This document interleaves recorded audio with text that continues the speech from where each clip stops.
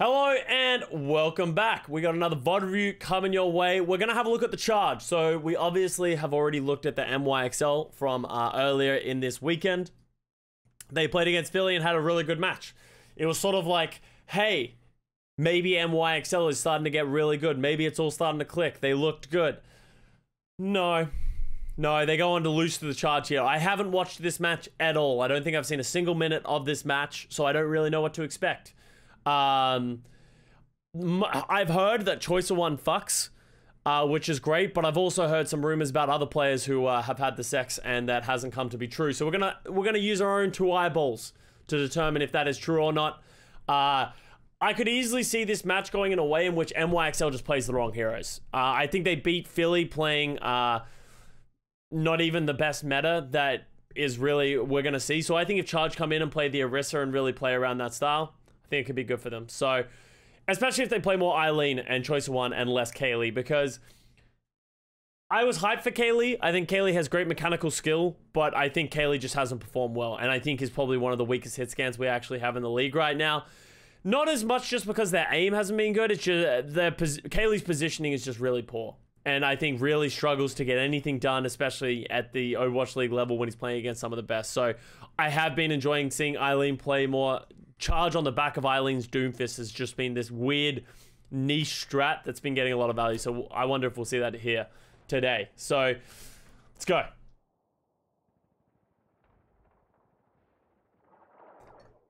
NYXL didn't adapt, and that has been a fundamental flaw for a lot of these Overwatch League teams, right? We've seen Washington Justice really struggle with that. We've seen Toronto Defiant struggle with that from time to time as well. Like, teams aren't willing to give up on the things that have been working for them, and they just keep bashing their head against the same wall, expecting a different result. So, is his name MY for Miraculous Youngsters? I think I think that's what a lot of us thought, but I don't think it is. I think he's actually just called Mike Haley. I actually had this conversation with someone recently. Maybe it was Hex, where we thought he was MY because of Miraculous Youngsters, but he never played for Miraculous Youngsters. I can't remember what the solution to that was. So we're coming out with this comp. This is a very unique comp by the Charge. They got Wrecking Ball Zarya, Anna Brig with Doomfist Soldier. It's not bad. It's kind of playing the Wrecking Ball composition, just without a Tracer or a Sombra, right? They're just trying to like fill other things in and playing to personal preference. So the Doomfist does get pretty good value at this point. And also NYXL, if I'm NYXL, they need to switch off the Mercy and they need to switch to the Brig. You're gonna really want a Brig versus this comp from the Charge. And I think the Mercy Echo is not gonna be able to get enough value. Like, you can just see how passive they feel like they have to play. Actually, I think these guys should be playing much more aggressive. But it feels like NYXL's playing very flat-footed here. And they're kind of playing into the win condition of the Charge of, well, we're gonna have a brawl on the point. I don't really know what Charge is waiting for, though. What are we doing here? They're zoning out the McCree Ana, but they gave up the point. Oh, Eileen is going. Oh, he almost loses that, but Eileen gets a great rollout onto Flora. Should get the kill. Alright, now NYXL almost give up the point, but Eileen diff, if I'm being honest. Let's make sure it's at 10 seconds. It is. So Eileen just kills the entire backline pretty much alone and kills the Winston. So Eileen's pretty good at the game. Here's moral of the story. So, Eileen just busting that shit wide open. I don't know why Jonak and Flora were so isolated from the rest of their team. But yeah, Doom diffed. Yeah, they just got Doom diffed on a not even mirroring Doom. Surprising to see Friday not switch to the Brig. I think this could cost them. They're not going to have enough peel for Jonak. They don't have the Brig to slow down the Doomfist. The Mercy Echo, I don't think is going to get the value that they're going to want from it. Oh, he didn't get the tech. Gonna get it anyway. Like, how do you... Oh, wow. Like, what are they doing here? Oh, he just missed. Oh, this is a throw by... Backline, what are you doing of Charge? All you need to do is contest the point. Time to raise my APM. I've got you in my sights. Krong! Krong should have touched that. I guess there was a lot of pressure on the point, and they do have the Zarya copy. But yeah, this would have been a really good fight for Charge if they had won without losing the cap, because they would have been getting all this percentage and accruing all this percentage. Instead it goes to NYXL. I think NYXL are probably going to lose this fight, but it's, you know, they're getting percentage, right? And Charge isn't, so it's not the worst thing, and that's why they're committing ults. If they start getting some kills like they are, all of a sudden this could have been a very good play. Wow, is NYXL seriously going to win that? Ugh, Charge have Rally, they have Grab. They could have won that fight. NYXL were just more willing to commit ults. It could have been very bad for NYXL, but ends up being a very good fight for them. Flora kind of fucks. Flora's been very impressive for the NYXL. I really like his McCree. I think he's been playing really well. I think we all expected Guangbong to come in and play that role for the NYXL, but we've only really seen Guangbong come in to play those snipers, right? Play that Widow. But I've been pleasantly surprised with Flora. Feather I haven't watched enough of. His Mei has not been impressive, but you know, his Echo and his other things haven't really been getting a lot of looks. Eileen dies to the high noon before getting the Doomfist sold off. Charge are kind of trolling in true Charge fashion, so we'll see how they recover from this.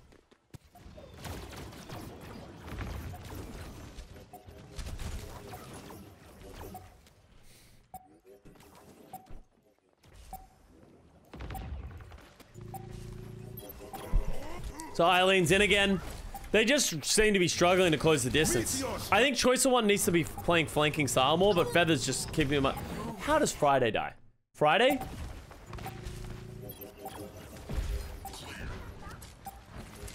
Meteor strike. Oh, that was so bad. I don't know what him and Feather are doing, but yeah, that was a really bad death by Friday. Just getting caught hovering down in front of a Xayah. Eileen be fucking. Interesting that they're putting all of their nanos onto Eileen. Like, I think even putting it on Krong might be better, but I guess Krong has no energy. But hey, if Eileen's gonna keep murdering people, then all the power to him. What are the next changes get implemented into... What do the next changes get implemented instantly into the current session of OWL? Sorry, I don't understand the question.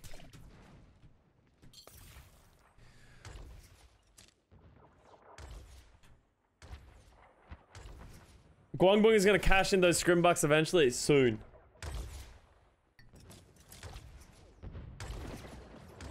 Alright, let's see what Eileen does. I think Eileen's going to go first again because that just seems to win. It's kind of crazy how much value Eileen is getting on the Doomfist, considering he's diving into an Ana McCree. Look at that, they just like instantly nano the McCree as soon as Eileen tries to go. So that might have been a little too predictable by the Charge. I like the rally by Mandu though, slowing it down. All they need to do is wait for Eileen to get back onto this point. Rally armor gets value, everyone holds onto it. This should give them a lot of space. Does NYXL have many ults? Oh, they've copied D.Va Bomb. This could be really bad. I think Charge is going to struggle to come back from this. They have a lot of ults though. I need to see this. I want to see this grab. I need to see these mines. Nice grab. That's a perfect grab right there. Krong held that for the perfect amount of time. Oh, if they kept Krong alive from Bianca, it would have been good. Bianca's kind of farming, though. Yeah, too oppressive. Too much sustain from the NYXL. He did the same engage 3 fights on the row. Yeah, and that's the problem with what Eileen did, right? Jonak and Flora were so ready for that engage. They just instantly nanoed Flora, knowing they can probably get 2 kills. And they did. So, a little bit of... a little bit greedy for Charge, you know, fool me once, fool me twice kind of scenario. Did I read the question wrong? It was probably sorry. Soldier's very good against Echo though. He can heal himself and not fall below that 50% HP threshold. He's also just very constant pick damage onto the Echo. So McCree is just as good against Soldier, but Soldier does perfectly fine against an Echo. This is the first round of the first match you reviewed so far? Yes, for today. I had to start late because I had some Overwatch League preparation. Eileen is going so early compared to the rest of his team. Where's Jihan? Alright, Jihan's over here, messing with the Kree. Is he gonna get the kill? No.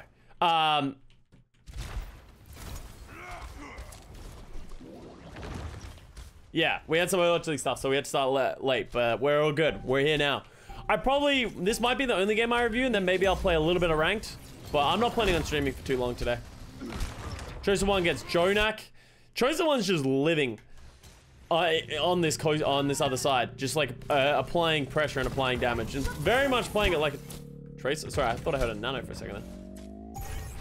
Yeah, people are definitely playing Soldier as a budget Tracer, a flanking higher damage, like a flanking poke damage kind of character that, you know, forces the opposition to deal with it, right? Just applying threat and applying aggro from a different direction, so that you're not just playing in a very linear style with a McCree, right? If Choicer One was playing a McCree here or an Echo here, he would have to be playing somewhat around, you know, with this team. By playing the Soldier, it enables Jihan on this Wrecking Ball to sort of take this coast side and play this flanking way. And that's something that NYXL is really struggling with as their composition, right? They're all stacked up as 6 people, and they don't have any flanking pressure. They're not applying pressure in any way that gives Charge the very simple way of dealing with them linearly and just knowing what they're going to have to deal with. And that's why, you know, it gives them such easy engages.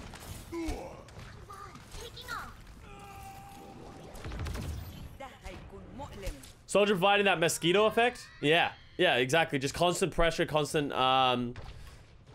pressure, constant threat, just annoying at all times to deal with. DM with the 2k boop. That fight was pretty much over already. They were already on the disengage, so it was a good boop, but yeah. Soldier's a better Tracer. I did not say that. Tracer was a better Soldier. Soldier's ultimate is so useless. That's the biggest problem with Soldier. It's very hard to get value out of a Soldier visor. So they nano the Winston in. Wow, Charge is so aggressive right here. Oh, great play by Eileen. Look at this play by Eileen.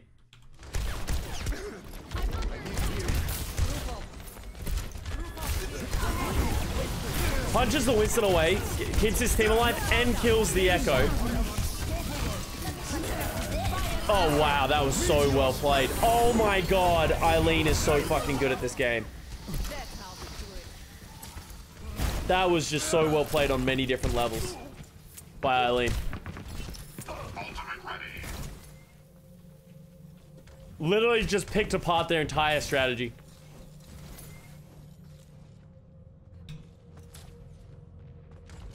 Oh. Alright.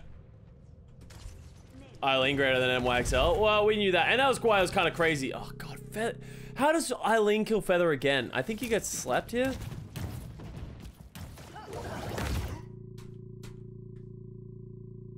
Oh, Kariv, you dirty dog.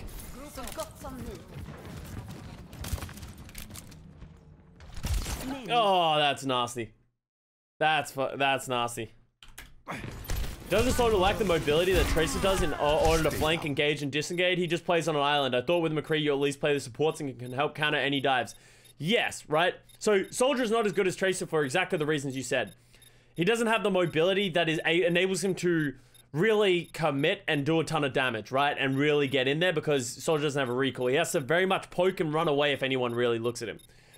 But as much as you say McCree can just play with the supports and help disengage, some of the best times that you can create peel and relieve pressure off of your backline is to apply a threat in a different direction. And this is something that actually took a few years for everyone to realize is, in the early days of Overwatch, is if you just stack up as 6 people and counter dive, it's very easy for the opposition to dive against you because they know where you all are, they can apply all the resources, they know what they see is what they're gonna get.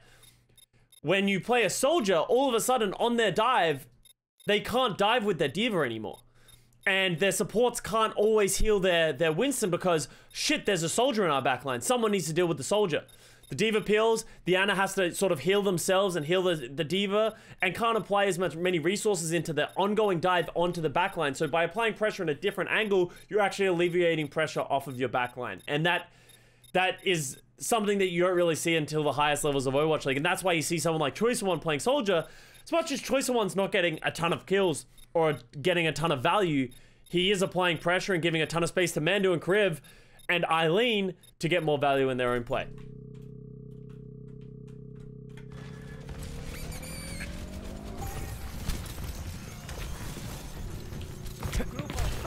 Pressure is value, exactly. Oh, Eileen gets a little bop there.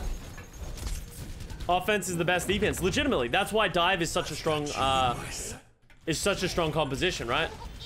And it's that constant balance of how much flanking can we do while also not losing our backline? Adaptive circuits engaged. Interesting play by Charge. I literally just feels like Choicer One and Eileen both got just too aggressive in their own rights and just got picked. And then Mandu's, Adaptive circuits engaged. they gave out the point and they get the cap, but the rally's not really going to give them a ton of value. I'm going to be surprised if Charge win this fight. Yeah, Eileen comes in, gets flash banned again.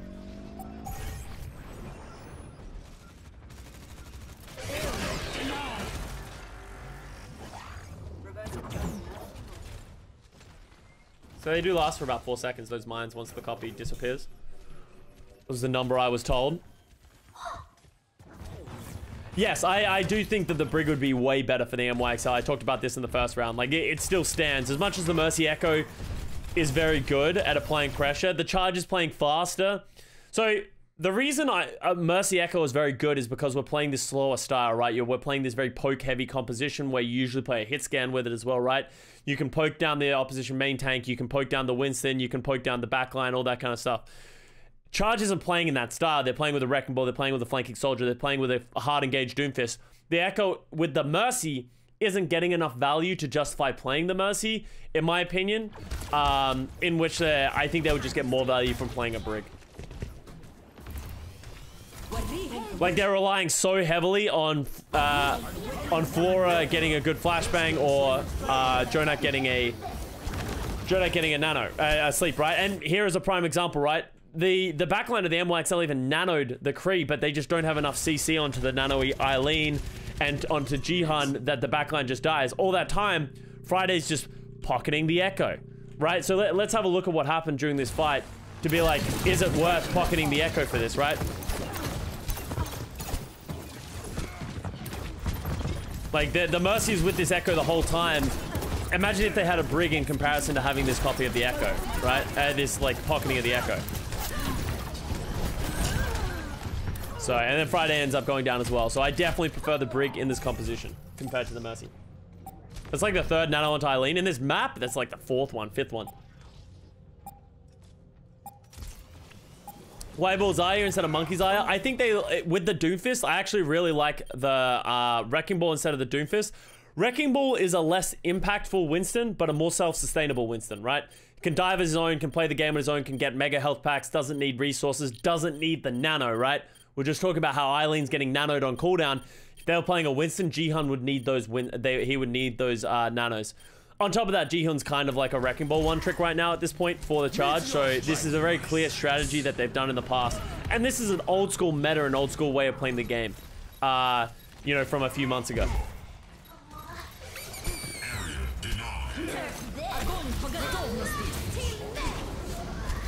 And just good play by the Charge. Just consolidating on the point.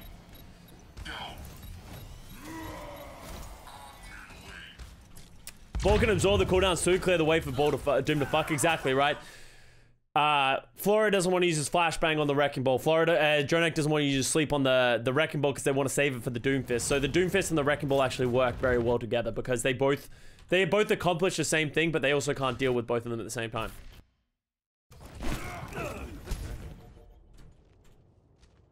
Alright, let's see what we go here. We have pretty much the exact same comps.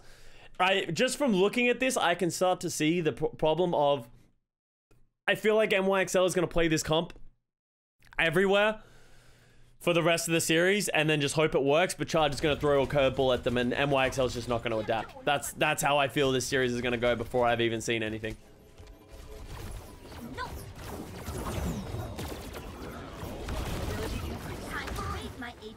Flora gets counter-naded. Great nade by Kariv. Eileen gets the pick.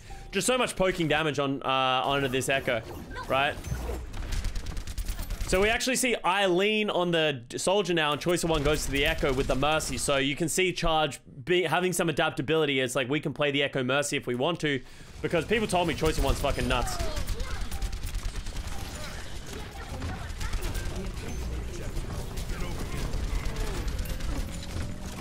Good cap.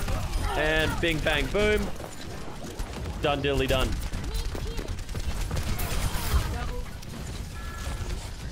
Yakpong has 30% ult charge, Feather has 20% ult charge. You can just see, like, that neither one of those players got any value in that round.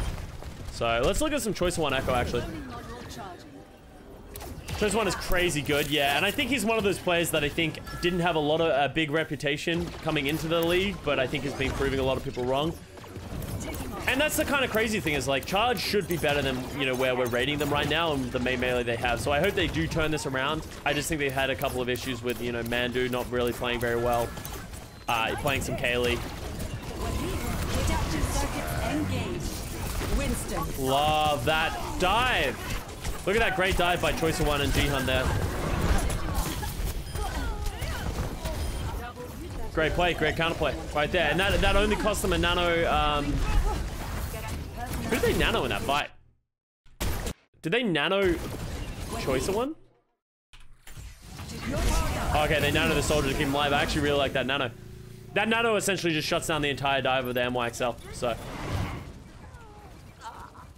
people don't watch Korean contenders enough, yeah. But like you say that people don't watch Korean contenders enough. There's so much contenders that you can't watch it all, especially when Overwatch League is in season.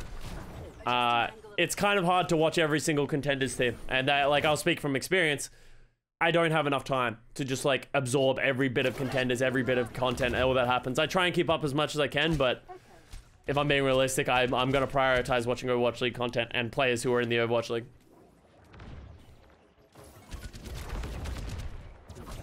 You can't keep up with every single region. You just can't.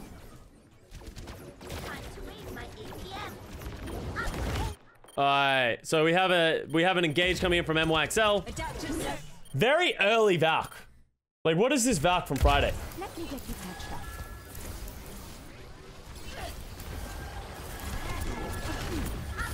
Yeah, like that Valk's way too early. Like he needs to Valk when the dive starts happening, not this early, right? Adaptive circuits engaged.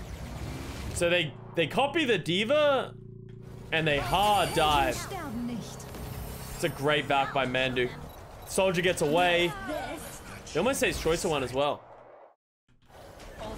This is scrappy. Like Kariv's over here, Choice One dies over here, the Soldier's over here. This was a really bad disengage by the Charge. I don't know why Kariv is so far away. Nerf this. NYXL might be over-holding here though. As long as Yakpung doesn't use his primal though, I think it should be fine. Flight routine activated.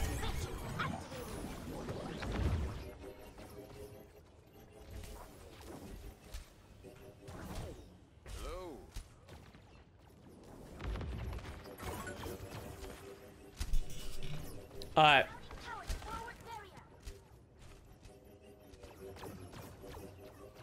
Charge is going to come in from the bottom left. See how this works out. I assume Jihan's coming from a side angle. Upgrade detected. So they nano... Why are they going so early?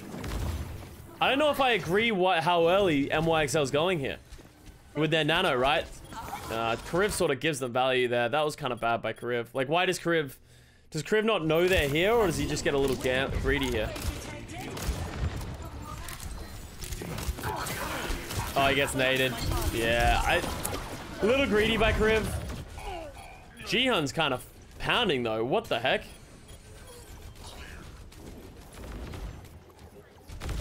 Oh, he goes on to die, though. And Mandu died to the Yakpung Primal, so good play by the NYXL. Good recovery.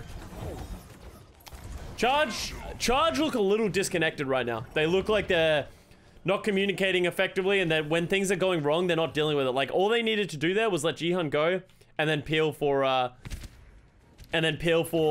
Choice One. But what happened is, like, a couple of people went on flanks, and a couple of people got isolated. Thoughts on Guangbung? We haven't seen enough of Guangbung, right? Like, he's apparently mechanically insane, but we haven't really seen him play many maps yet, so. Okay.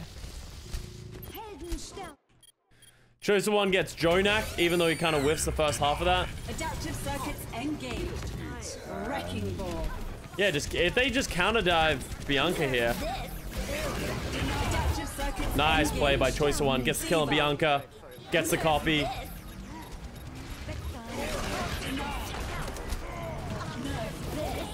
Those mines kill Kariv. How do the mines kill Kariv?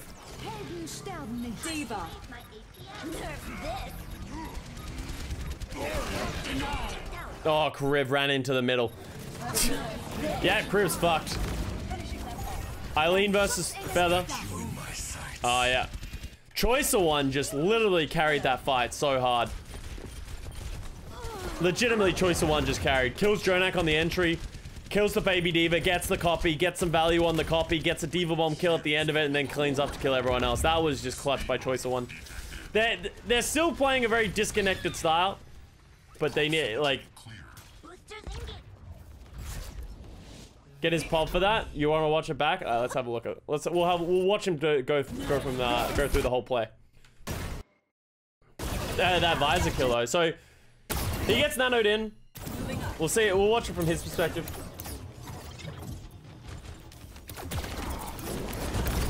Gets good damage in. Gonna get nanoed. Fortunately misses the shots. Doesn't really get the value there. Oh wow, that was a very fortunate kill.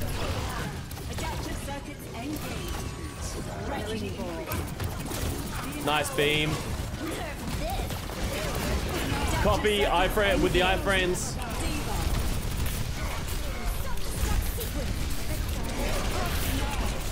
Murders Yakpung. Oh, great bomb. Oh my god, that was so close to being sick. If that went down, he would have instantly killed Flora, but Flora managed to get the kill before the mech hit the ground.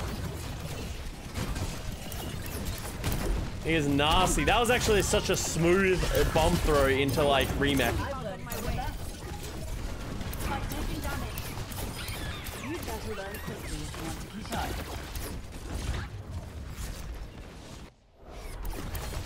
Damn. All right, good win by the charge on that one. Okay, let's over to Hollywood. Custer, what's the secret to life? Do what makes you happy. That's my motto. Alright, let's go. Krong fucks this round? Oh, baby. I do love a good old Krong fucking. I was going to say Choice of One playing Widow. That's a choice. Pun intended. So we're going to see a mirror comps actually here. They're both going to play this Winston style. And insane amounts of coffee. That's also true.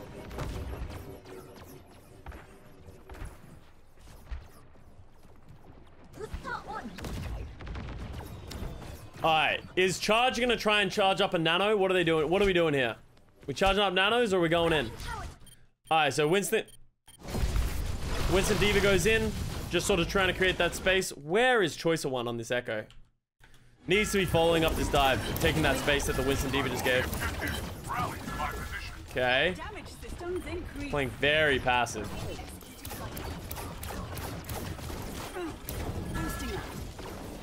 Okay, there they go. Tanks go again. Look at how hard MYXL is looking to counter dive. You actually know... You know what I think the biggest issue is? They're counter diving, but they're not... Oh, actually, I was going to say they're not applying pressure anywhere else, but Kariv is getting zapped. You can't counter dive this hard. Because what happens is, if they get the pick, then you just like... This is so bad for the MYXL, right? They've lost all the space. They didn't get the counter dive. And now they're stuck in this room. Wow, enormous nade by Kariv. Mando even gets the res. Kariv nanos the Winston in Rio. Yeah, that was just well played by Charge, but also MYXL's playing way too passively. Way too passively here. They're not applying pressure anywhere else, and that just allows the Charge to like walk forward and do whatever the hell they want. Kariv got a game. Honestly, it was good peel by Mando as well. Like, so...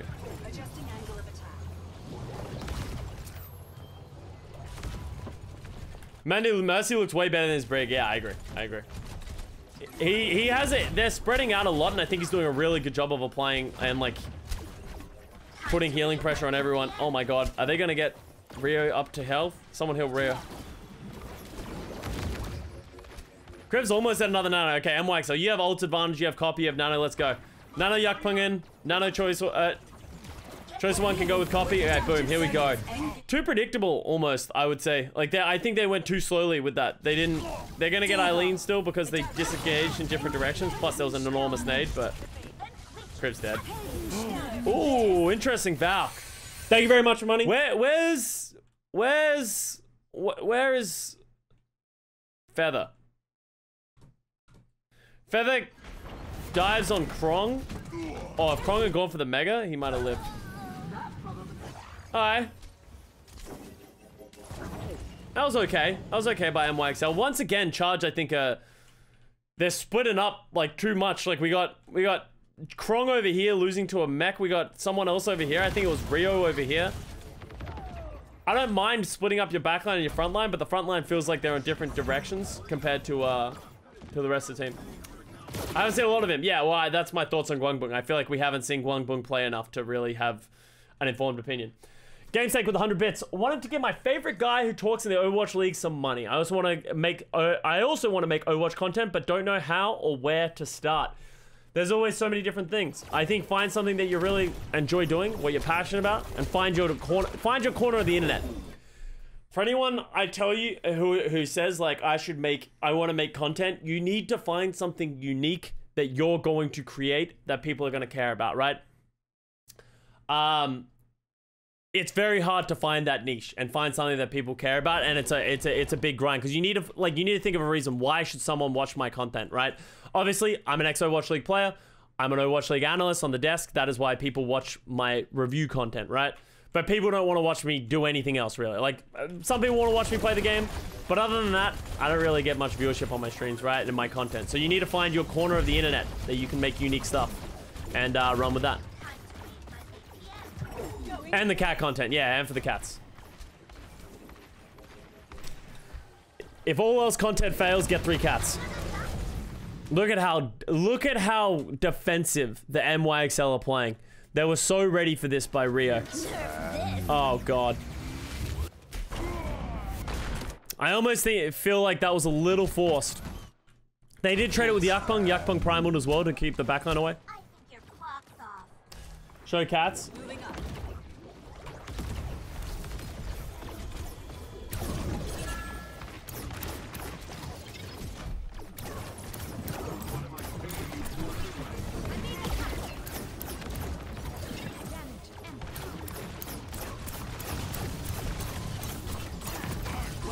I put my Babo box where my mouth is, exactly.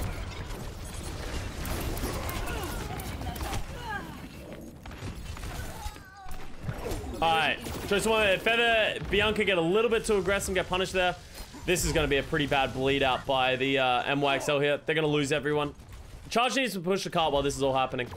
While you're cleaning up, you really want to clean up the cart just so you're getting as much value out of it. Moving up.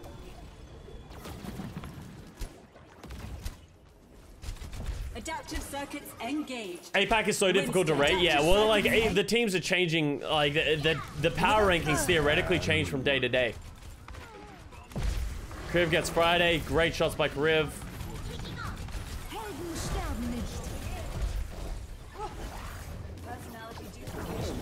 NYXL needs to regroup. They're gonna get rushed down. Yeah, that's great play by the Charge, knowing that they could get more. They got so much value from that. The bomb wasn't great, but yeah, that was great. That was really well played by NYXL, I think. Sorry, not NYXL, Charge. Playing defensive, counter diving where they need to, just didn't give NYXL an inch to sort of get into that fight. So.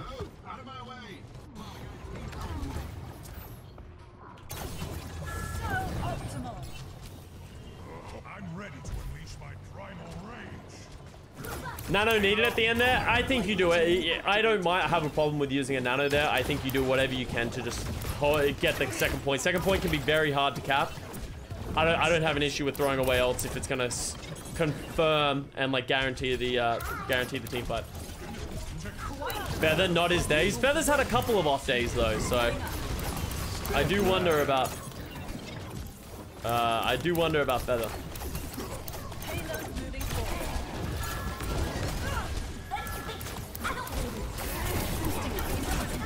Oh, that was close. Oh, copy.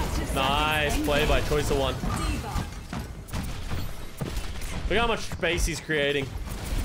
Then he just follows that up. Oh, he got the bomb at the last second. That's so big. Wow. Charge is rolling right now. Oh, wow. Mandu gets hit by that. Good play by Flora. He's one. Oh, that beam. Beam value, baby. Keep Choice of One up! Kriv! Keep Choice of One! Oh my god, Kriv is so good.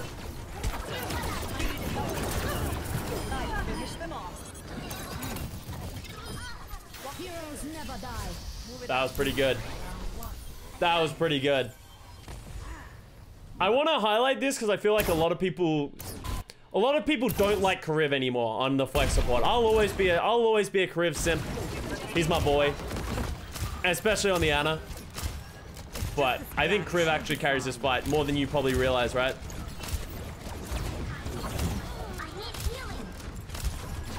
Adaptive circuits engaged. Diva.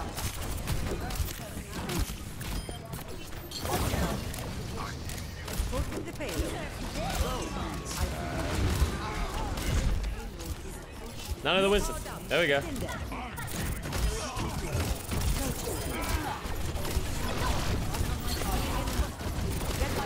If Choice of One dies there, they probably lose this fight. Oh, he gets Matrix on his follow-up on the Kree. Kree over Izayaki. Izayaki's been really good this season, so I think it is hard to say Kariv over Izayaki. I personally preferred playing with Kariv more, but that was just because I played with Kariv for a longer time. We had more synergy, and I could communicate more easily with Kariv. But I think Izayaki was always mechanically better than Kariv. 4.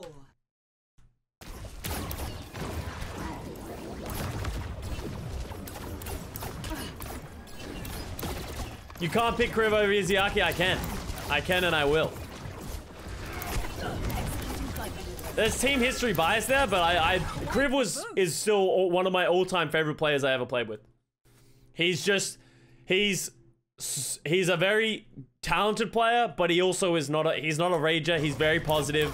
He always hypes up the team. Every time the team loses, he blames himself, and he always says he's gonna do better, and you can't ask him for more in a teammate. And Kariv also very rarely has some very bad days. He makes some dumb decisions, and that was half the battle of playing with Kariv, is keeping him in line, but I still really enjoy playing with Kariv.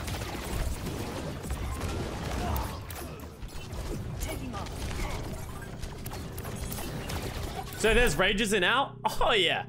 There is some absolute rages in out. Oh yeah. You just don't hear about them. We don't talk about that kind of shit, you know, but we know there are some definite people that get very tilted and very upset and team to think. And here's the thing. I always say this. If you were ever reading Reddit and you're or something happens, you're this doesn't make sense. I don't understand this decision. Why isn't this player playing? Why isn't this happening? Why didn't they sign this player? It is usually something to do with their personality behind the game and not how they are in the game. There is so much reliance on being a good teammate, being a good player, not raging, not tilting, not having all those kind of things. There's so many players that have historically been known to tilt. And that as soon as they lose a few maps, it causes problems and stuff like that. It's just generally not talked about in public because shit that happens behind closed doors should stay behind closed doors. Wobble wobble, motherfucker. Not a dad, thank you for the 11 months. So close to a year. Thanks for the great plethora of content, Casa. No worries, thank you. I'm glad you're enjoying it. Adaptive circuits engaged. Winston. Adaptive circuits. Oh, I don't know if I agree with that one, Feather. Winston. I just don't know if anyone's going to be able to follow him up. Oh, Kariv missed a sleep. God damn it, Kariv. I was just talking good about you. Well, that was actually very good for Feather. Oh, Rio on the other hand, Rio Krong. This has been an incredibly scrappy game. An incredibly scrappy game of just fights on multiple different fronts across the board on so many different situations, right? What is going on here? Yeah, Yakpung's at their spawn, and Rio's at the other spawn. So it's Focus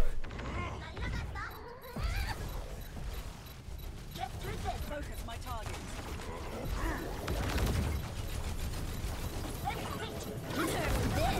good bomb. It's not gonna get anything, but I actually like that bomb. It's with the team so much. They nano feather, that should be pretty much just the ball game there. Oh, almost get someone with the dunk. Yeah, this should just be it. NYXL should be able to clean this up. Eileen? No way! No! Excuse me?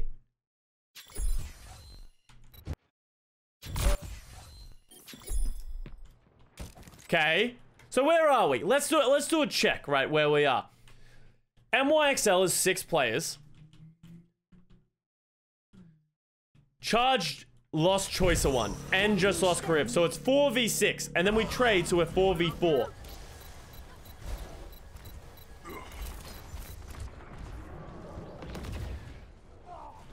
Yakpong gets Lilene, so now it's a 4v3. But we're consolidating on the point, so we're gonna get some respawns going through. Yakpong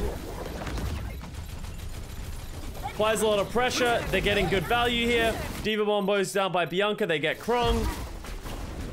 Why did Bianca run into the room?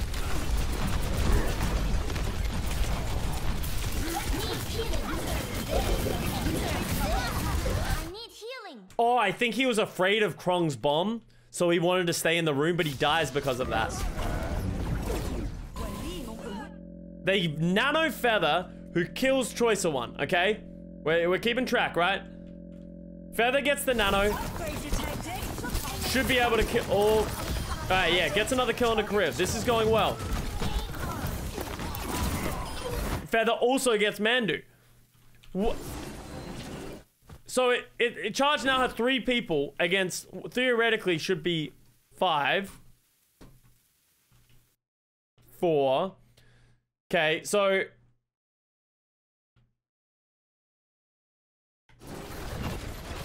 Eileen flanks with Rio and gets 2. Oh my god. How does Eileen come back and kill 2? It might have been an Eileen diff. The res on the Krong is big. The fact that Krong gets rezzed and lives.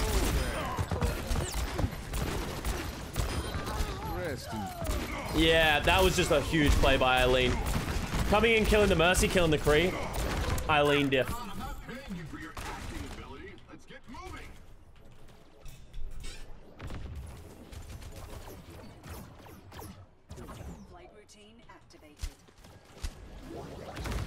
Jessica said, impressive that NYXL could throw that fight quicker than the live speed of which Feather was carrying it. Yeah, I think... I don't know what the backline of, like, Jonak and Flora were doing that whole time. But yeah, Feather killed, like, everybody. With the nano, as he should. And then somehow they went on to lose that. Yeah, they're like, you need to know someone's coming back, right? 60 seconds. Adaptive circuits engaged. So Feather goes in with his copy. Kriv needs to nano somebody.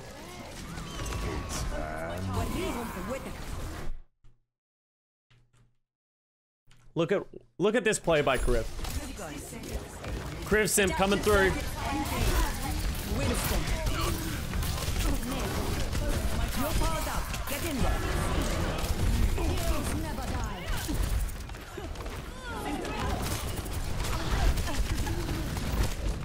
Duplicating That would, and Kriv, it would be really nice to have that sleep for that diva that's shooting you in the back, right? Somebody tell me that Kriv didn't carry this fight. I don't know about that Valk from, oh no, it was just closing out. I'm on fire. Mando pocketed him as well. Yeah, Mando and Kriv have been doing very well.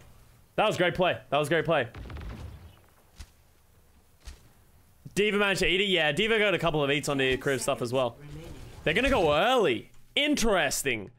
They have no ults, so I actually kind of like the play. I think it's going to lose them the point, though. This is not going to work. They have Nano soon. Nano Choice of 1? Ah, didn't get anything. Yeah, that... Honestly, I don't blame the Charge for going for that play because they literally had no ultimates. They wanted to win the fight before the fight even began because NYXL had a bunch of ults, but yeah. Cussy, you're biased when it comes to Kriv? Oh yeah, I'm 100% biased. I'm not even pretending to hide it. I think Kriv is one of the best flex supports in the league. Like, I don't. But I think Kriv has started to get a bad rap, especially for Charge. Like, people didn't think he was good on Valiant. People didn't think he was good on, like, people don't think he was good on Toronto, and now he's on Charge. I think there's a lot of people who just don't think Kriv is good. And I think that's not fair. I think Kriv carried the Valiant. I think Defiant was too heavy to carry. And I think Charge has been, like, poor, not even due to Kriv. So, I think he's still a very good flex support.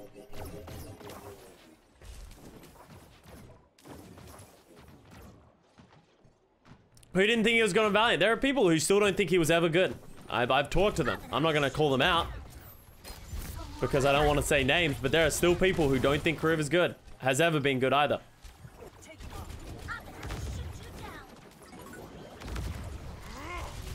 What went wrong for Charge in the Mei Melee? They were playing Kaylee too much. Mandu was forced to play Brig. I don't think they had a good eye on the meta. I think all that kind of stuff. And, like, Krong isn't on a carry role, right? Krong isn't able to play that Sigma. He was forced onto the, like... He's playing a lot... Like, I don't think Krong's D.Va is his strong point, if I'm being honest. I think his Zai is very good, and I think his Sigma is very good, but I don't think the D.Va is his strong point. Mainly on the fact as well that he can't carry on it. I don't think he can really carry on it. Like, his D.Va's good. Don't get me wrong. Krong is still one of the best flex tanks we have in the league, in my opinion. But I just don't think it's as good as his other heroes. So I think all of those things combined just made Charge look fucking awful. I don't think they'll be as bad as that, though. I don't think they're going to win APAC, but I think they're very solidly a middle-of-the-pack team right now.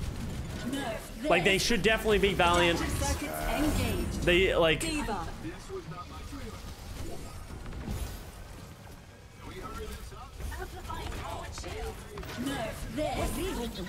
Okay, D.Va Bomb's going in. Krong getting kills. I don't know what's happened with the backline here. This has been an ongoing era where I think Mandu and Kriv just are not with Eileen. Like, that's the second or third time just this map that I think Eileen's just been isolated. And the supports are close to him, but not with him. They've disengaged in a different direction, you know what I mean?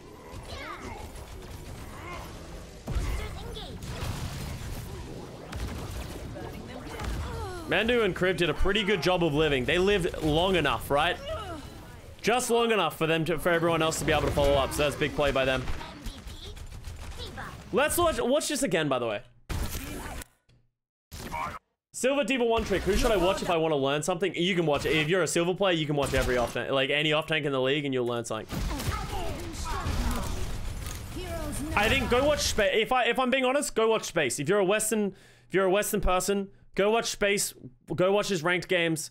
He communicates a lot. Space is #1 in NA ranked. He's just so good at it, and you can see him learn that kind of stuff.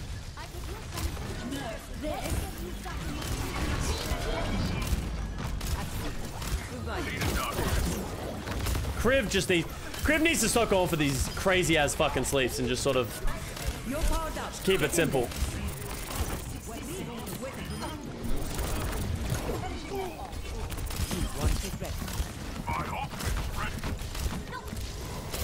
Like, it'd be nice to have a sleep here, wouldn't it, Kriv?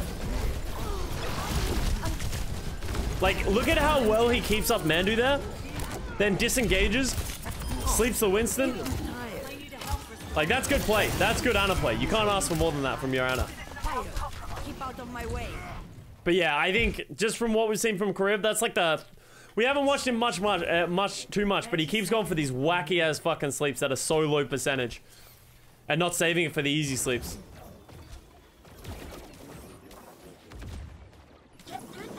He does that every game, yeah. And that's why, like, it's like when he has those games, right? When he hits all those sleeps and when he's on fire, he looks nuts, but at some point, you just gotta stop going for the risky things and just keep it simple. Do you think Chris is one of the best Anas ever? No. I think he's been very good, and he's had games which are on par with that. But there's some crazy as fuck Anas in this league. As I said, I'm not vouching to say that Kriv is one of the best Anas in the game or the world. I just think he's very good and he's very solid, and I think any team would want him. He left. Miss Liz arrives, Bo leaves. Coincidence? No. Bo told me this morning, he's like, I hate that Miss Liz person. Every time she comes into chat, I'm out. He said that. I can ask him. Yeah, I know. It's crazy. Boy, don't be toxic, okay? Liz is always super nice to you. Charge with full holdo on the second point. Impressive play. Who would you say is the best Ana? Who do you guys think is the best Ana? Izyaki's played incredibly well because like Izayaki is just so consistent. He hits so many sleeps. I think it's Alarm, if I'm being honest. I think Alarm with honorable mentions of like Twilight and Izayaki. Shu has had very poor positioning on Ana since he's been on the Gladiators. Sleepy ML7. This isn't a streamer edition of who are the best Anas. You guys, you can't consider streamers the best players in the world if they haven't competed. And you can't even say Sleepy because he did compete in the Overwatch League. If you go back to when Sleepy was in the time, Sleepy was a very good Ana. He was probably one of the better, if not one of the best flex support Anas that we had in the game. In Weston. Weston. I've missed a word there when he was playing. But you can't say that either of them are the best right now when they don't compete in the Overwatch League. Oh, Fielder is also an honorable mention, right?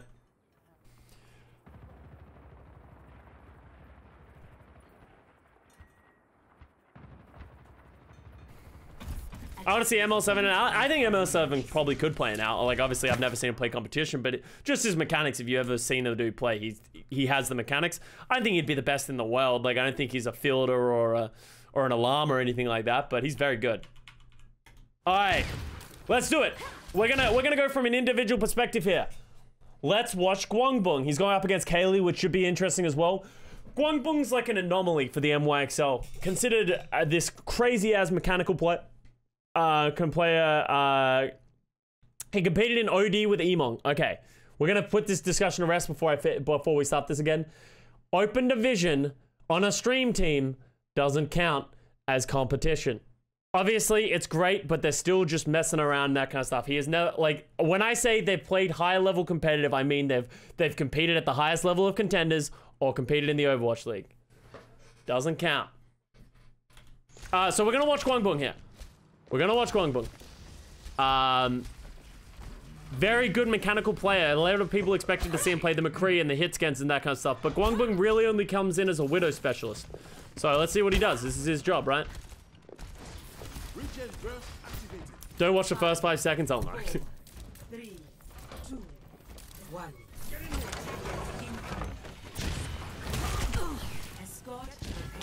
No. Yep. It's a little greedy. Interesting that NYXL are gonna try and play Winston here. Oh, the shot's there. Oh, I like the discipline on that shot. He didn't rush it, you know? You're about to get rushed by a Genji.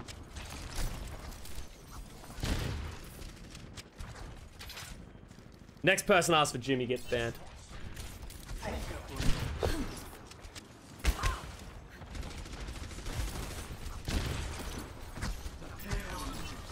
He's looking for him. Oh, wow. Okay. Nice shot onto the Genji. Just like Jimmy, messes up the grapple. Nice shot, good damage.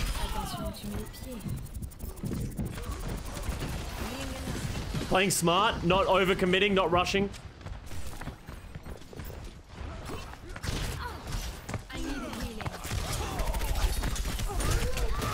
Oh. Not bad, not bad. Friday gets the res. Oh, okay. Went back to Guangbong.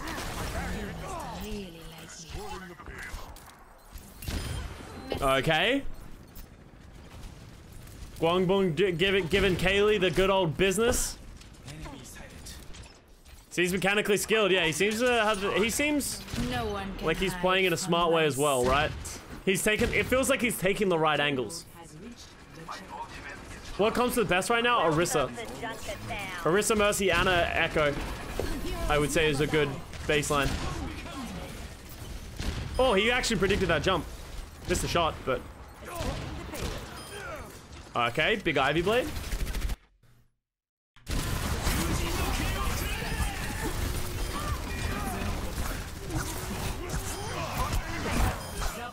Clean blade, clean blade.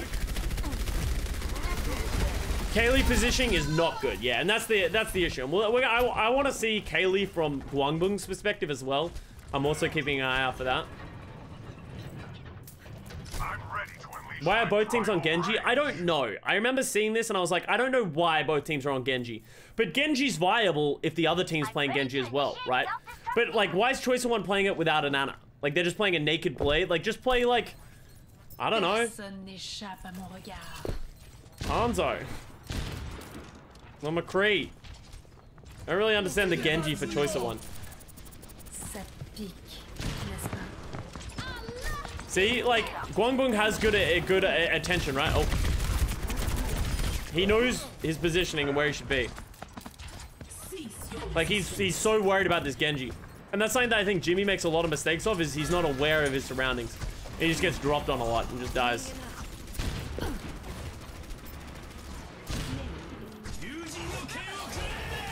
Hit it.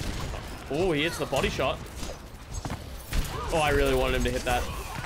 Hi. Nothing crazy, nothing crazy. Choice One gets value out of the blade. So Karib goes over to Ana now. So, oh! That was close. Is it Orisa in a good spot right now? I mean, compared to like a Reinhardt? They do different things. But Orisa's kind of filling in the role of the Reinhardt right now. Or just being that front line. But with the buffs to Orisa with the 6-second hold, she's in a good spot.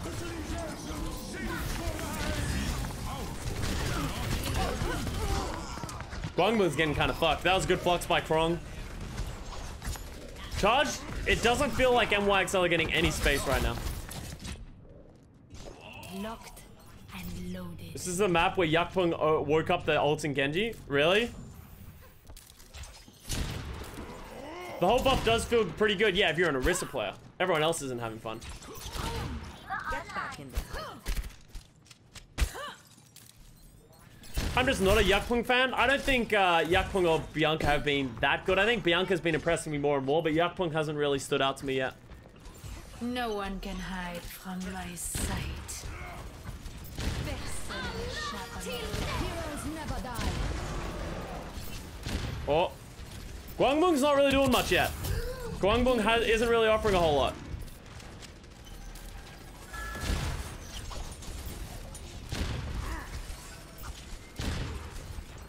My ultimate is ready.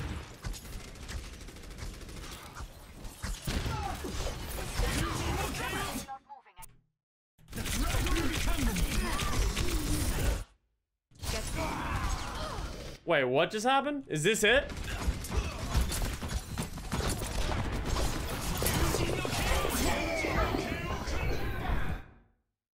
Great sleep by Jonak.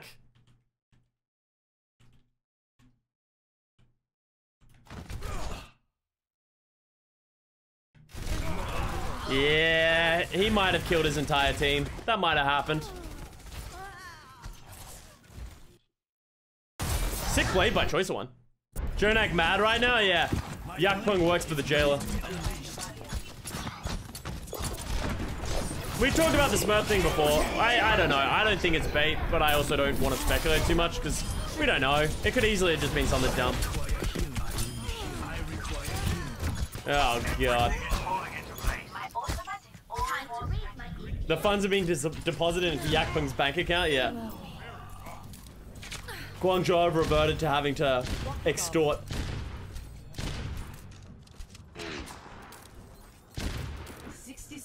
Alright, Guangbung still hasn't really been super impactful. It was pretty good on the first point.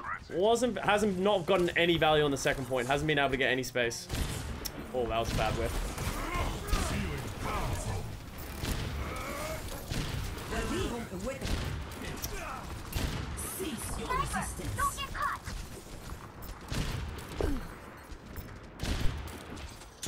Oh, you should have seen that coming.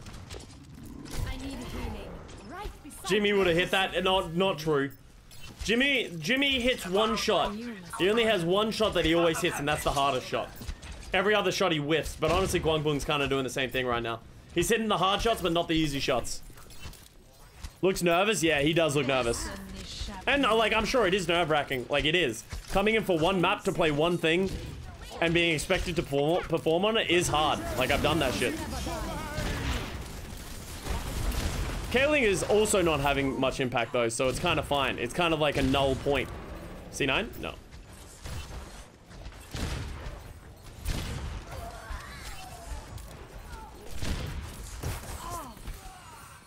Oh, Kaylee gets Ivy. Just what I need. No one can hide from my sight. Sounds like me, except I miss all my shots, yeah. Oh, body shot bandit. That was kind of filthy. That was kind of filthy. I'll give you that. Let's go, baby.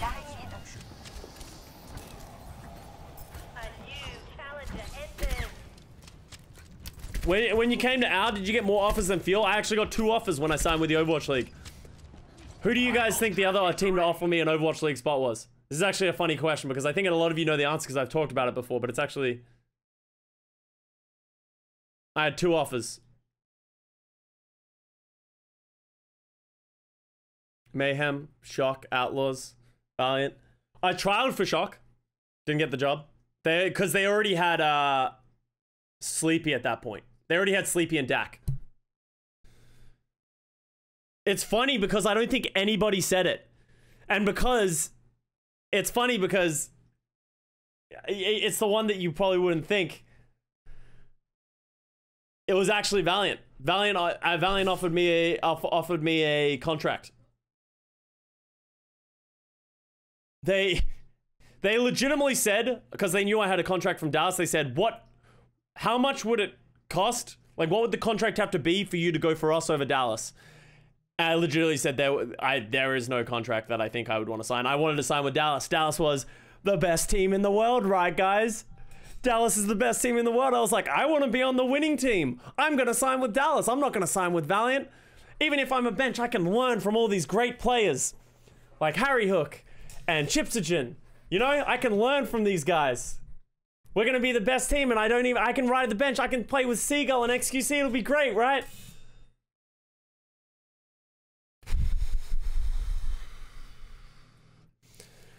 And then it all went downhill from there, as you can imagine, and spiraled out. But hey, all's well that ends well. We got traded to the Valiant eventually. Didn't they have Unco and Crave at the time? Yeah, but everyone was filling out rosters. And they actually said, Valiant actually said, when I trialed for the Valiant, they were like, hey, I honestly botched the trial as flex support, but they were like, hey, we don't really care about your flex support. It wasn't very good, which is fair. My trialing of my flex support was actually dog shit. I like played so badly. I was so nervous. But they're like, we actually like your Lucio. And they actually liked the way I thought about the game. I talked to the coach and they actually really liked the way I thought about the game. So they were like, hey, we actually like your Lucio. Would you be willing to sign? And I would have played back up to Verbo, or I would have been competing for time with Verbo. So... if Fuel beat Dynasty that one time, their history would have changed. No, it wouldn't have. We were losing a lot of scrims. The thing is, you guys, going into every season, it's like the idea of scrimbucks, right? And like, you guys hear about the scrimbucks exchanges, but we knew we sucked. Dallas, we already knew we sucked going into that match against Seoul. I'm surprised we were so competitive, because apparently Seoul was also sucking in scrims. But yeah, we weren't doing well in scrims at that point.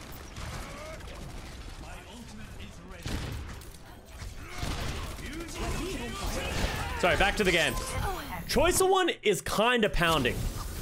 I'm watching Guangbong. I'm trying to watch Guangbong, but all I'm seeing is Choice of One just absolutely dicking on the NYXL. Wasn't Damon the coach? He wasn't the head coach. Who was the head coach back then? I think it was a Korean guy. Personne n'échappe à mon regard. 10 seconds remaining. We're out of time. Attack! Choice of One or Eileen Genji? We haven't seen enough Genji in such a long time. What is Kaylee doing? Dude, why is Kaylee there? Kaylee's... oh my god. This is like vintage Kaylee, right? He's against a Winston, a D.Va, and a Genji. And look at his positioning. You ask, like, why does Kaylee not work very well? Look at where he is. He's literally he's just asking to die. But it doesn't matter because he hits the shot.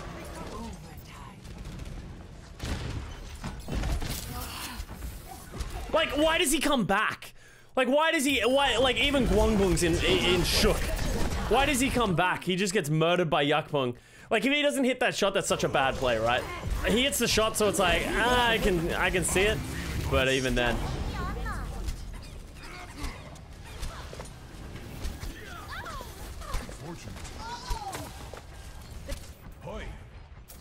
Cuddles was the head coach. Was Cuddles the head coach? I don't think Cuddles was the head coach back then. I thought they had a different coach. I can't remember.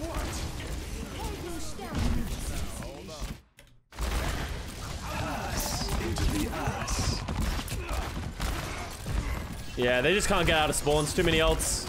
Yeah.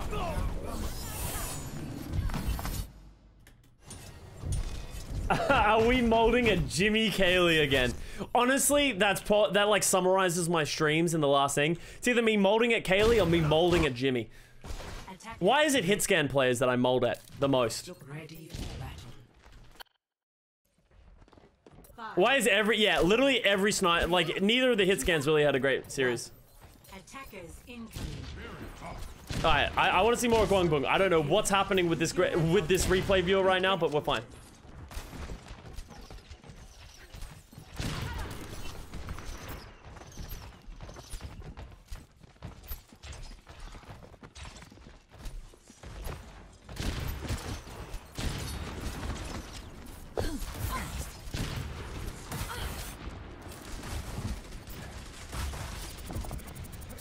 See, here's the thing. I feel like every time I play Widow, I get super frustrated that I'm missing shots. But then I watch this and I'm like, apparently everyone misses shots. It's fine. Maybe it's fine. Angie with the dollar. Pass into the ass. Ah, true classic. A true classic. And now you just gotta pass into the ass, you know? Because, well, that's true. I guess we always watch people that we're, like, concerned about. We watched BQB done fuck on Dorado. That was kind of sick. Nah, but we had a really good BQB viewing for the Dorado to happen this weekend. If I'm already in the ass. Asking the real questions. Feeling powerful.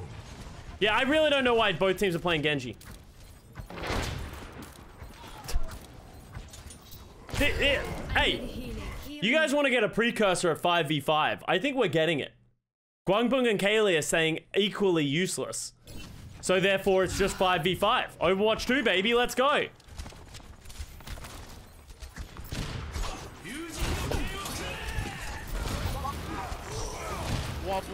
Naked Blade by Choice of One and makes it work.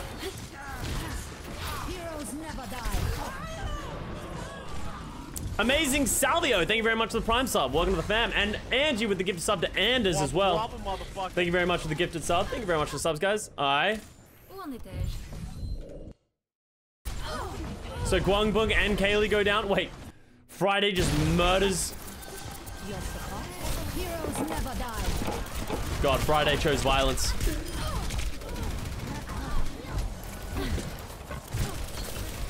God, us Mercy players suck at aiming.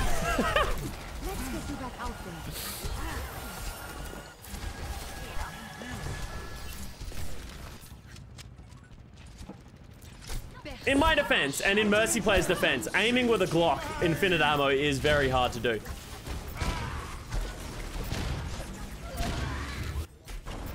Alright, we're gonna redefine... Guys, okay, in this chat, we're gonna redefine what fucking is, okay? Because... Oh! Because somebody at the start of this match said that Guangbung fucks, okay?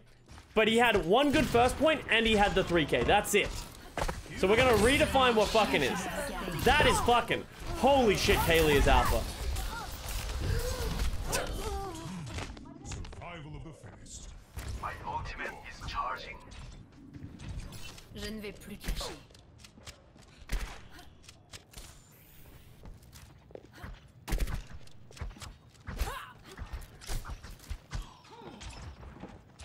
Chat just wants to see you get demonetized.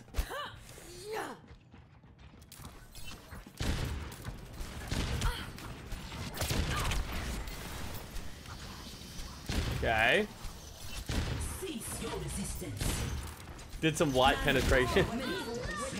Just the tip. Alright, Choice of One got nanoed. What do we got, Choice of One? Wobble wobble, motherfucker. Yo, RxGX, thank you very much for the 4 months. Implied consent, exactly. Oh. Guangbong is not having a good map.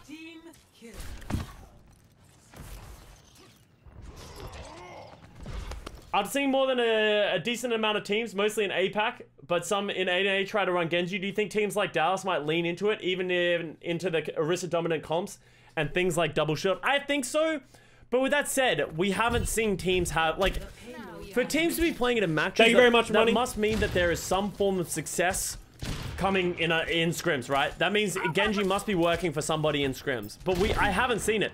The only reason Genji is working in this match is because the other team is also playing Genji and both Widows are AFK. So it's like, it feels like Genji's the only real DPS and there's not a lot of damage. So it's kind of weird. Like, you do got to credit Choice of One and Ivy. But yeah, it has, I don't believe in the Genji. I really don't believe in the Genji. Sharkbait with the 1,000 bits. Daily hype train reminder that it's time to get a Corgi. Oh god, no. Don't tell Sab. Tell Sab. Hey, Kaylee had some good... Okay, no, Kaylee was not fucking. Kaylee had one good moment, okay? And that is where we need to distinguish ourselves, okay? Just because you have a couple of good kills does not mean you're fucking. Fucking means you are consistently dunking on everyone in the server over and over and over again over the course of the map. If you say Kaylee popped off on it at some point, or Kaylee got a couple of good multi-kills, that is factually correct. But the definition of fucking in this channel needs to change. Arns fucks. Yeah, Arns is a fucker. But that doesn't... Not everyone can be that.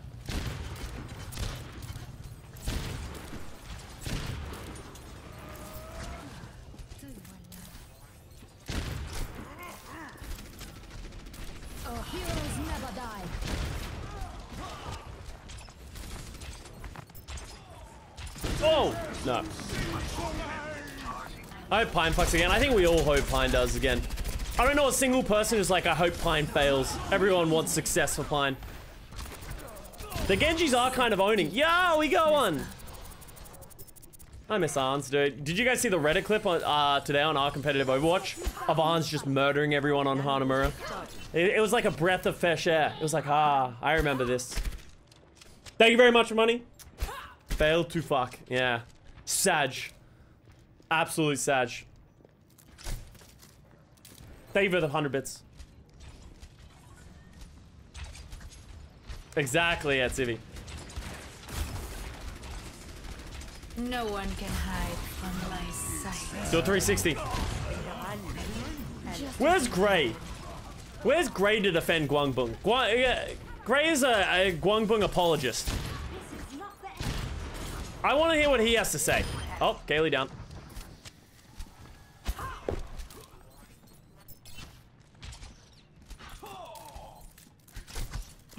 To be honest, hoping Pine performs well is probably what gave him a lot of mental issues back in Season 1 or something, where he took a big break. But, and here's the thing, if this goes back to the same point of, when people are like, oh, maybe the players don't want to have their players cam on because they're shy or they are nervous about it. It's like, this is what you signed up for. If you want to be in the Overwatch League, you are at the highest level of competition. You need to be on camera. You need to do media obligations. And you need to be able to deal with the pressure of competing. You have to have pressure of competing. Like, as much as it sucks, and as much as that is hard and some people can't deal with it, it's just in the job description. So, I hope Pine does, like, he's gonna have high expectations. He's gonna have a lot of eyes on him. That's just the way it works. That's the way the cookie crumbles, right? So, like, if anything, you get away with a lot more in esports than you do traditional sports. In traditional sports, the obligations and media obligations and all that kind of stuff is ridiculous. So,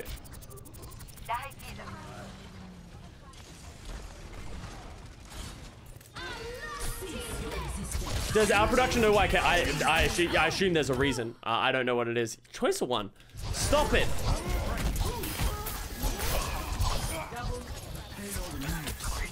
This is like watching the Summer Showdown from last year.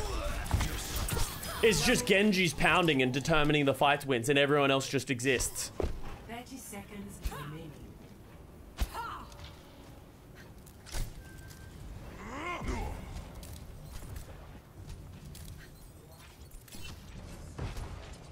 Do you think Spark is going to pull out the Genji? I'd be surprised if they didn't, at least in some point, with how much success, like with how other people have been trying. If other people are trying it, I'm sure Dallas is trying it, right? So, good play by Guangbong.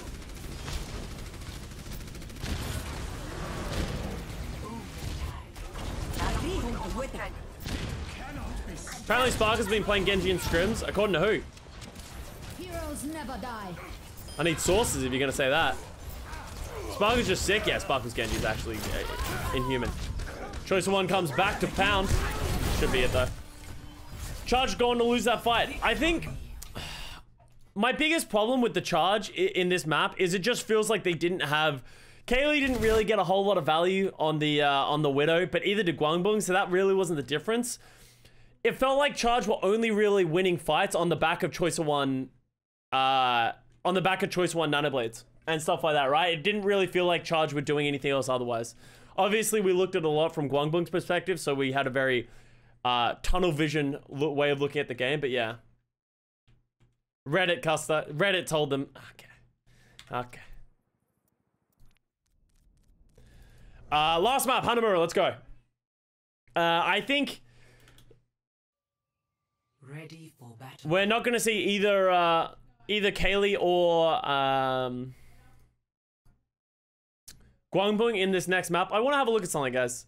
I want to look at the stats from that map. Do you guys, who do you think won that fight? Do you think Kaylee got the better of it, or do you think Guangbong won on the Widow head-to-head?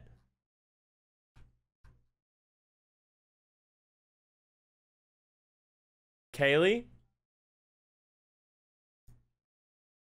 100%. I think so as well, but I kind of want to see what the eye test shows me. Sorry, not what the eye test. I kind of want to see.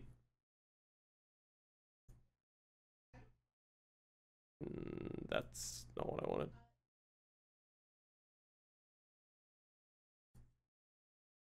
What am I looking for? Here we go. Show us? Yeah, sorry, you're not missing much. I'm just setting it. Up. What was the match? Guangzhou Charge versus NYXL. Valorant's done. Hi, Custer. What did I miss? Yo, what up? Valorant's been hype. I know a lot of you guys don't like talking about Valorant, or like you just don't like the game, but Valorant was pretty hype. Let's go down to Junkertown. Kaylee on the Widowmaker went 9, 7, and 6 with 7k hero damage. With where am I looking? 11 minutes of playtime. Guangbong went 18, 7, and 12. Guangbong died a lot. He did play it for longer. He played it for 16 minutes. He got a lot more eliminations, but he didn't do more damage. Kaylee, I think, definitely got the better of that fight. 100%. Did way more damage on less time. Didn't die as much, so. Definitely Kaylee got the better of that fight, yeah. Pretty disappointing performance from Guangbong, unfortunately. So, hopefully we can get to see more of him. Because, you know, it is hard getting thrown in for just one map and being forced to play the Widow, so. Both kind of abysmal, yeah. Both weren't very good.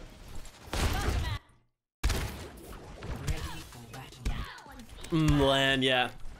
Alright, let's see what we got. Charge is gonna play the Echo Ashe.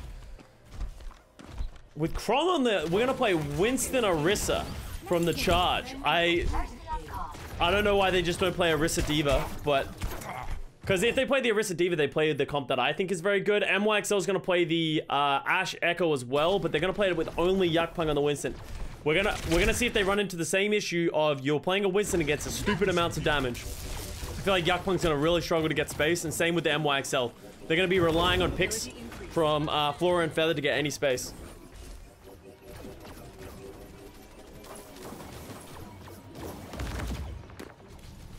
Boosting up. Jumping into the top right. Feather just gets murdered on the entry. I feel like Yakpong did not apply enough pressure, and Feather and they needed to get through to the coast but faster. Felt like they were too slow, and Feather gets caught.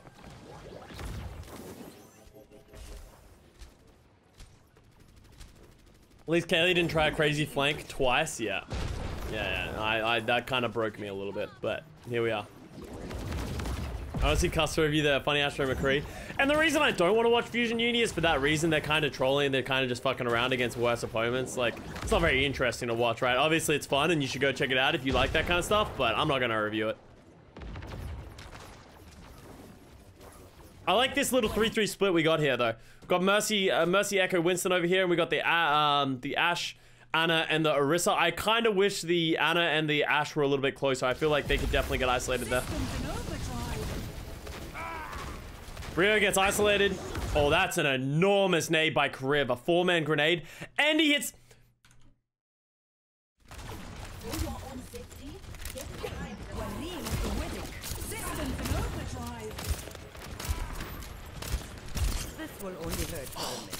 Oh! The man's cracked. Tell me that Kriv did not just save them from that point. Someone tell me that Kriv didn't just carry that fight. That was actually nuts. That nade was nutty.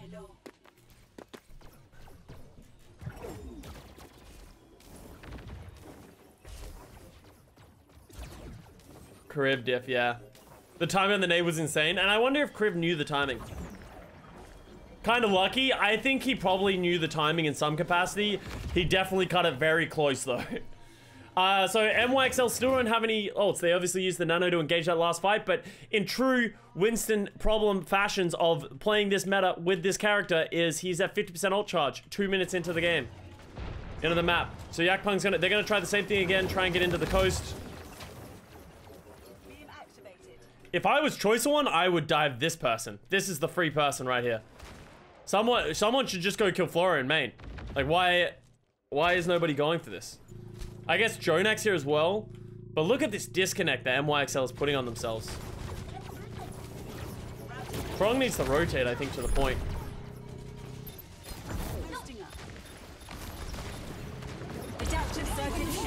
Alright, everyone just pressed a lot of ults. Both Valks. Kriv nanos onto Rio. Oh, that is not the right direction to go. I don't like that at all. I actually would have much preferred a nano onto Choice One here. Kriv gets to sleep on a Feather.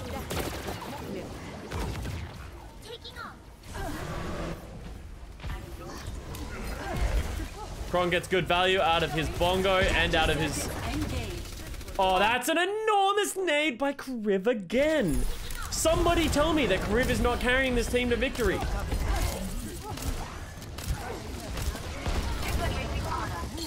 Three-man grenade. Mercy, Winston, Ana. Wait, Mercy, Ana, Baby Diva. That gets Dronak killed. How does that even hit 3? I don't even know. It was on like the borderline. Rio gets a little overextended. Oh, that Bob's so good though. That Bob is so good though by Eileen.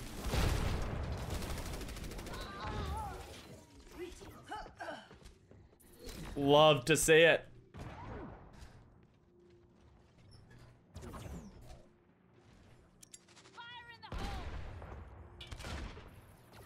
Is Kriv happy at Charge City? I don't know. This is the first time Kriv's played on a full Korean team. Well, I guess not full Korean, but yeah, this is the first time he's played on like a more of an Eastern region team. As far as I know, he's happy. He looks good. He looks so different now.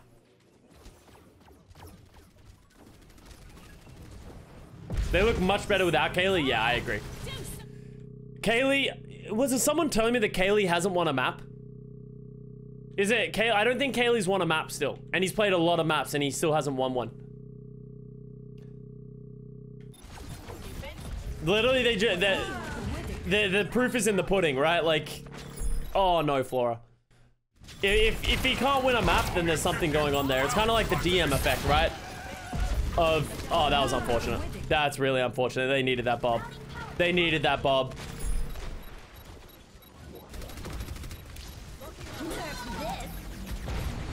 Kron gets isolated on the move. Mandu gets the res. Look, there's a flaw. Like, you can see the issue with this composition by the NYXL is they're sending their tanks to point, and that's great. They're getting pressure, but there's such a disconnect over here, right? Eileen's trolling. Like, the tank line is just bleeding out on the point. Executing flight maneuver. Round 1 complete. What?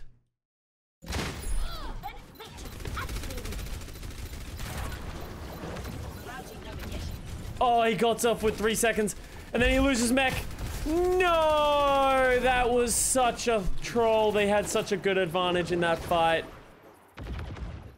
0-0.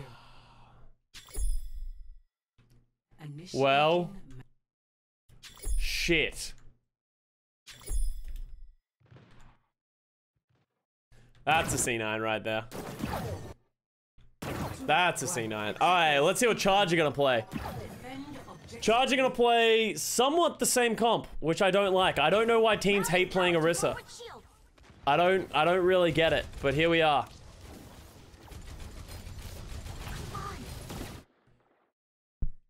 Excuse me. Kriv hits another enormous nade. How does he get away with this? How does this just go through for free? There's no way he should get away with that. That can't happen. It's not gonna create anything, but yeah. Cause she's freaking boring. Doesn't matter, whatever wins the game. I like this jump by Rio. I really like this jump by Rio. Puts himself down, gets the bubble down. Just provides an opening, right? They're playing for Nano now at this point. If you just see Kriv's ult charge, Rio's taking intentional damage. They're gonna have a Nano way earlier for Kriv. Well, how are they gonna Nano this? I think you Nano Choice One and blow up tanks. I don't think you Nano Rio here.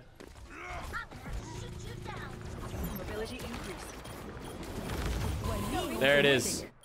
Upgrade detected. Turns on. Mandu dies committing? I don't know what Mandu just did there. This is not good for Charge. Oh, actually, they're playing under now. Oh, baby. Here is, I think, the big part of this point right now. Oh, he just missed. Ah, it's fine. Yeah. Oh, yeah. Oh, yeah. That's how you bust that shit wide open, baby. Eileen's pretty good at the game. Don't bench Eileen. Moral of the story. Reach the objective. Let's coordinate. Bussin'. I'm on fire.